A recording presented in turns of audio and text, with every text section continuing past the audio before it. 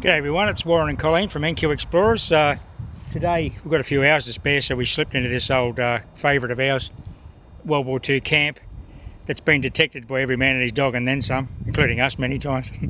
But it's with the drought and the dry conditions, there are some areas that have dried up and the grass clumps are in different spots or they're dead. So it's always worth having a little crack. We've got a few hours to spare, so it's going to be really hot today. 38, that's pretty much 100 in the old money.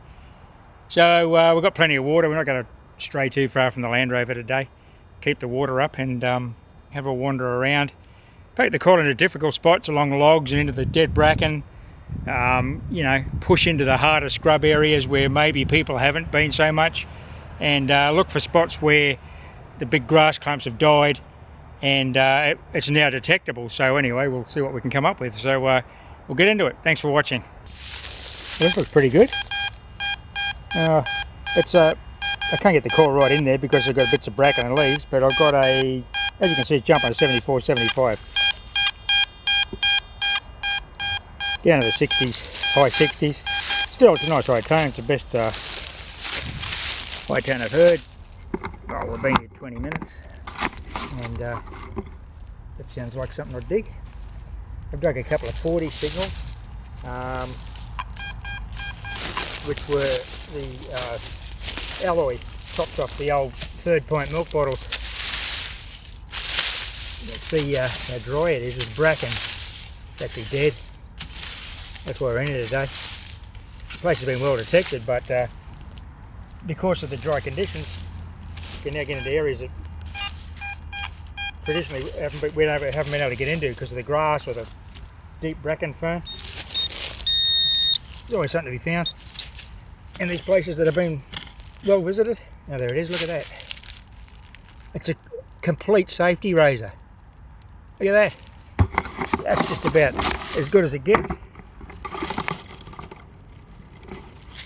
The whole thing. Usually just find the handle on the top.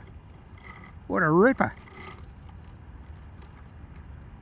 Well, I'm pretty happy with that. That's going straight into the collection and into the display cabinet. Well, there she is. How's that? I've cleaned a bit of the dirt off it. I won't take any more dirt off it than that, probably. Complete safety razor. The blade would still be in there. What a beauty. It'll have a brand on it. I guess a Schick or Gillette or something similar. Authentic World War II razor. Here's my next recovery. It's a nice little 4-hole button. Looks like a 19th century button, but it'll be World War II. Probably off the fly of a pair of fatigues or something like that. It's not the main jungle shirt buttons. They're a lot larger than that and flatter. Let's get this lovely little relic which says Lions on the bottom. It's an alloy of some description, World War II, and you can see there's a bit of knurling where it's screwed into something, or it's the encasement of something. I don't know if it's a lipstick tube or what. I'll have to research what Lions is. I haven't loaded Lions, so it was a pretty solid low 60s sort of signal, but it's a Lions recovery, probably from the 1940s. Okay, the Lions recovery continues. I've got another Lions alloy end cap or whatever it is, and it's got a slot in the side. This broken bottle came out with it, Jergens lotion 3, and the cap off a tube. I'd say that's all medicinal type stuff, tinea, or I don't know what Jergens lotion is. We'll look that up too. And Lions may be related to these other two artifacts. They're all in the same hole, so not sure what's going on here. I'd say I'm in the medical section. Right, there's Colleen over there digging up and filming ammunition, from what I can hear. So that's where I got those Lions tube ends. And this one here is an 83-84. It's out of the hole. I've got no idea what it is. It's the highest tone signal I've had all day, really. Set the coil up here, so I'll do this the old-fashioned way. We'll just pass the soil over it. Oh, it's a lump of concrete.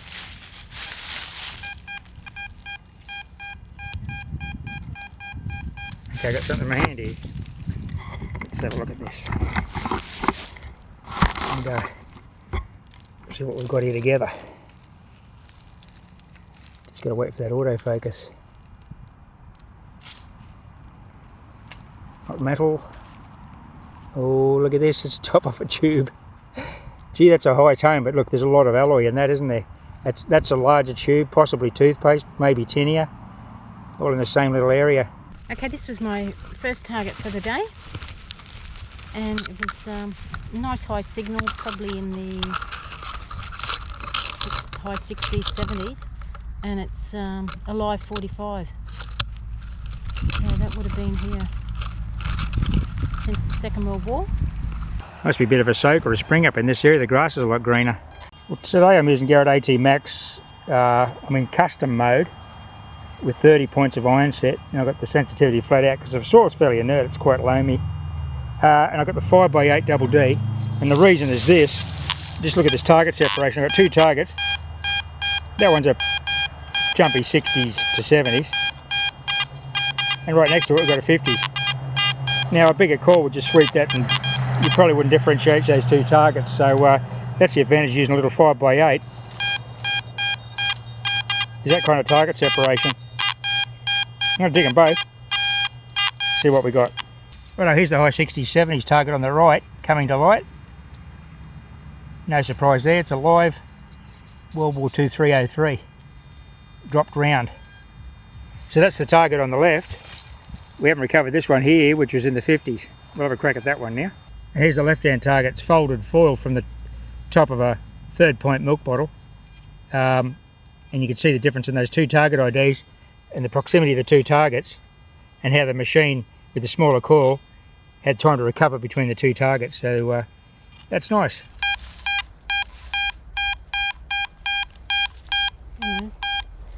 Now it looks like it's come a bit stronger in the signal, so I'll just relocate the camera again. Okay, so just recovered another live 45. What I'm doing today is detecting these clumps of dead and dying grass, and where the bracken ferns died off because it's so dry. Normally you can't even get into this place with a detector in these little areas. There's clumps of it. So even though it's been well detected, there's certainly parts in here that haven't, or never been detected. So it's just a matter of the seasonal changes and watching your favourite sites, and just going back and see if you can vary your hunting based on what's going on at the time. Haven't found anything sensational in these little spots that I keep talking about, but there's a good potential for finds, so I'll persist with that policy. So I'm just going to go up in here. You can see this big clump of dead and dying bracken fern. Usually that's bright green and impenetrable. We're going to have a crack in there. Okay, this is my next find. Actually, it's next two finds. It's another live one, and this is a live 303, and in the same hole I found a second one.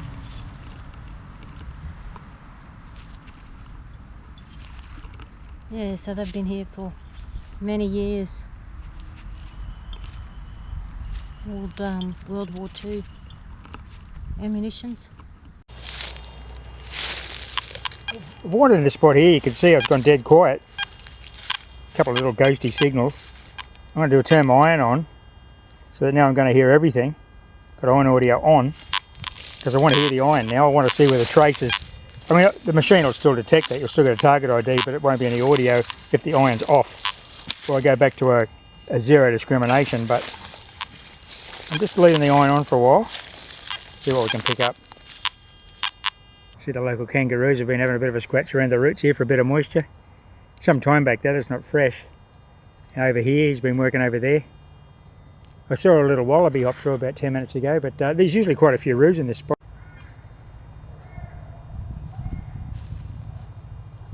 Okay, this was my next find. It's a tube. At first I thought it might have been toothpaste, but it looks like it's sort of cream, because it's saying something there about no rub in, but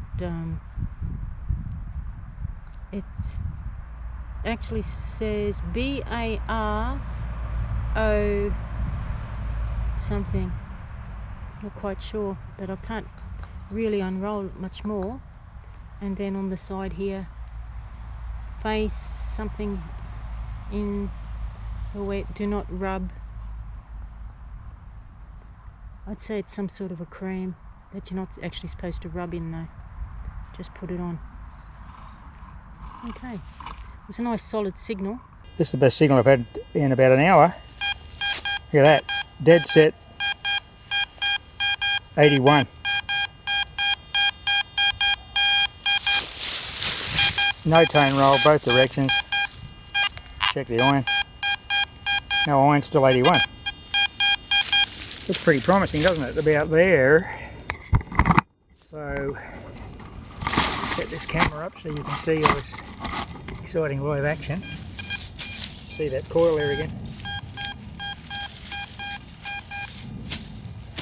Might be able to pinpoint that from the top.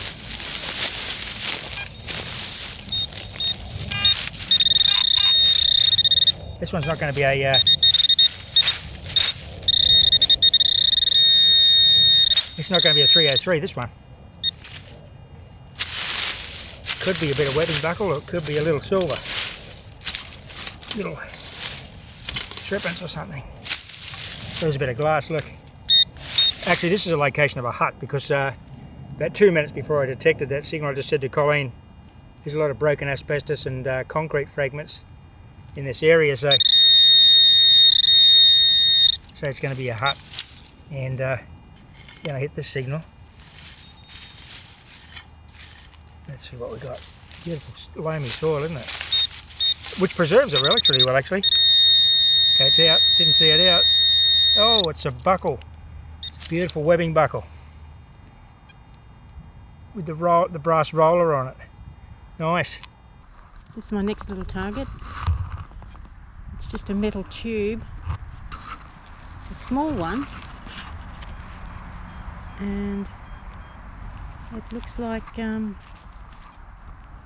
it's got writing on there. It says COL, so I'm not quite sure. It seems a bit small to be toothpaste. So okay, so this is a very high target, like in the 70s, and not very deep, just sort of under all the leaf litter here.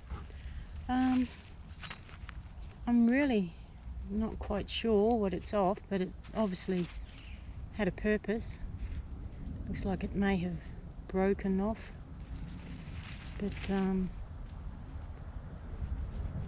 yeah, I'm not quite sure. It's been a little bit quiet. A few milk bottle tops, typical things you find in these World War II camps, off the 3rd pint milk bottles. Down in here somewhere. Here's my detector.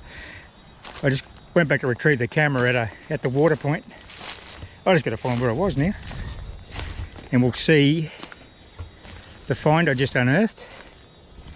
This video could take a while if I can't find the machine. Should have stood it up, shouldn't I? So I could see it in the bush. Oh, it's in here somewhere. Oh, over there. Gee, we need bright orange detectors. So anyway, this was a scratchy 76 from the top, but it was sort of half repeatable. So I've been digging those kind of signals, not the clean ones, because the clean ones are pretty much been taken out of this site. It's well detected. And I just got a lovely old World War II coin got by a digger. We've got a halfpenny. Beautiful. A little bit of moisture in the soil now because we've had that had a big thunderstorm through here last night. That's why we're in here today, get a bit more depth out of the machines. I'll give this a clean and we'll get a date. Righto, that took the wind out of my sails when I cleaned it. It's actually, you might have spotted that little square hole in the centre when I pulled it out of the ground. It appears to be just a blank copper disc the size of a halfpenny with a square hole in the centre. I've bush cleaned it and I can't make any details out on it. I don't think there is any. Thought it might have been some sort of foreign coin, but that's strange. I don't know what it is. It's not a halfpenny though. I'll give it a proper clean and see if there's any detail, but I think it's just a blank copper disc, purpose unknown. My next recovery after the disappointment of that fake halfpenny is this beautiful belt buckle. Look at this. It's still got the pin.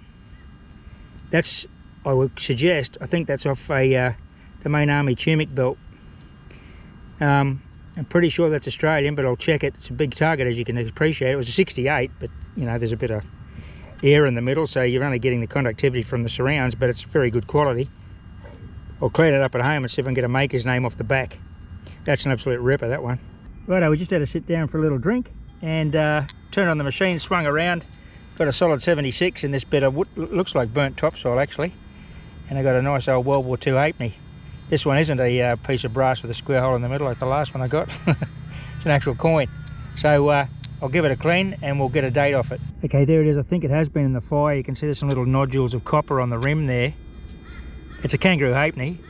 Under his tail there will be the date. I can see the 19, but it'll probably be a 43 or a 44. So I'll clean it up at home and subtitle a date. It's definitely a KG6 World War II halfpenny. But I just got this, which I think is a button front, but there appears to be some sort of detail on it. As you can see, it's just hollow on the back. It's in good nick. It's not an Australian Army button because the detail would be readily visible because it's quite prominent detail on those Australian Military Forces buttons. I'm not sure what that is, but just over here is an interesting grisly death of a bit of wildlife. I just got to find it again. Oh, over here. I think it's a red-bellied black snake, but I don't know how he met his end, but decent sized snake.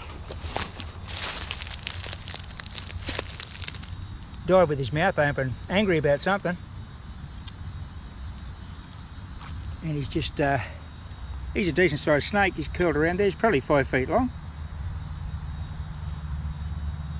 Glad he's in that condition because I wouldn't want to meet him in any other circumstances. But yeah, it just shows you they're all through here.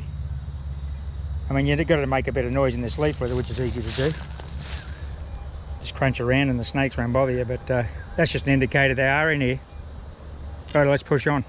Okay, this is an example of coming into the long grass. It's the first time it's actually produced something, really. I had to drag this all back here. Look at all this. The target was down in there. It was a solid 81. Let's have a look at it now. It's a really interesting old World War II relic.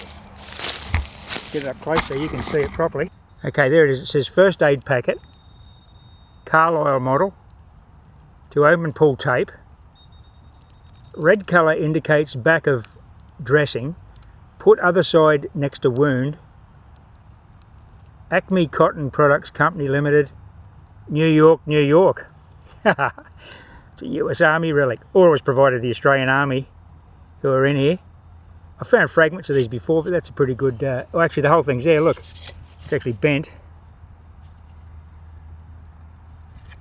I won't straighten that. First aid packet of something. Anyway, I'll subtitle that of something. That's it there. Yeah, I'm not sure what that says. Well, how's that for a lovely World War II first aid tin?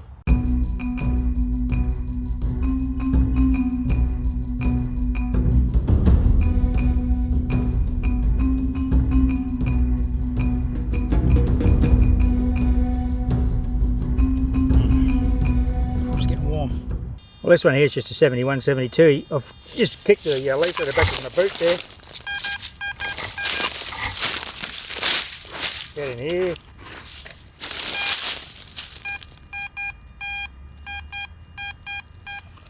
Have a look at the pin pointer and dig a hole.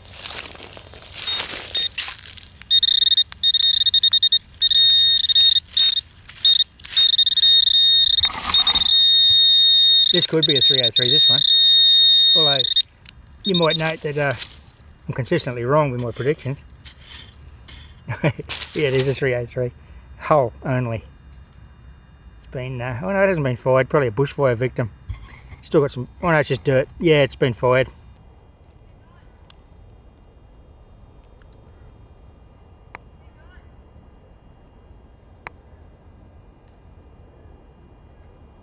I love the way the kangaroos have been sheltering on the shade there of this big old gum. This is the eastern side, so when the blazing hot afternoon sun's coming from that direction, they just curl up there and have a little rest until dusk, and go and have a look for a drink down in the creek. The creek's probably 200 metres down to the east, and an evening meal, I guess. And there's a little bit of a scrape on the other side, so maybe they're sheltering from the morning sun on that side, because in the summer even the morning sun's got plenty of bite to it. Anyway, a little bit of wildlife activity going on here. Okay, I've done about 2.5 hours in here now. A couple of little finds there, nothing too spectacular, but I was pretty happy with that first aid tin actually. That's quite impressive. Little relic to go in the display cabinet, and the whole razor. Not quite sure what Colleen's got because I haven't seen it for about 45 minutes. But it's getting to the point where it's a little bit too hot. Colleen's camera actually shut down. It said the camera's too hot. So she had to set it up in the shade, let it cool down a bit. So we'll beat a retreat to the Land Rover where we've got cold drinks on in the fridge there. And have something to eat and head off home, I think. But we'll detect our way back to the car and I'll report any finds. But if you don't see any more, that's the end of the video. So thanks for watching, everybody, and happy fossicking. Bye for now.